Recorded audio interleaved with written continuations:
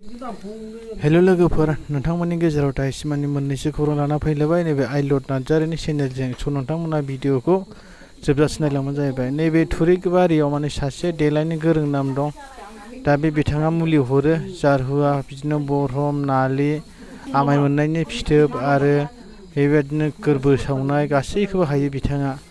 स' नोंथांमोनाबो मालाबा लांफैनो गोसो दङबा लांफैनो हागोन। नैबे थुरिबारि गामियावहाय देलायनो गोरों होनबानो बयबो मिथिगौ। दा बिथाङा माने देलाया बेनि जुनैनो बेखौ देलायनो गोरों होनो।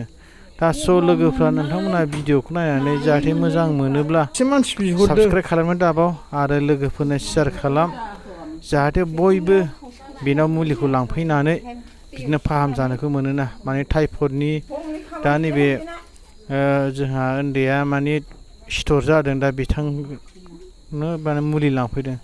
नैबे थावआ जाहैबाय गासैयावबो सिथराव फुनग्रा लोगोफोर। आरो जोंहा मोनसे रादाबा बेनो, दा माने दा एसे सोलिबाय थानाय माने बेटारि गारि हमनाय, दा बेनि जुनै दा बिथांमोनहा नै बेटारि गारिखौ सालायनो मोनैनि इमान खस्थ' जानानै दङ। दा लांनो मोना जेरावबो रिजार्भबाबो।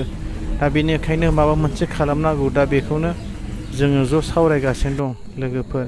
नै दा आंना पेसेन्जार जाबायमोन, दा लांनो मोना लोगोफोर। दा बेखिनियावनो दा जों जेन'बा नैबे बेटारि गारियाव जों सालायनो मोनाब्ला आरो जों मेन र'डआव गाखोनो मोनाबा जों मा मावनानै जागोन? जों दा बेबादिनो बिदेशआव थांनोबो जों हाजोबा, गासिबो खामानि मोजां मोना।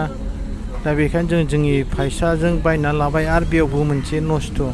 दा मा जानांगौ जों बेखौनो बिराद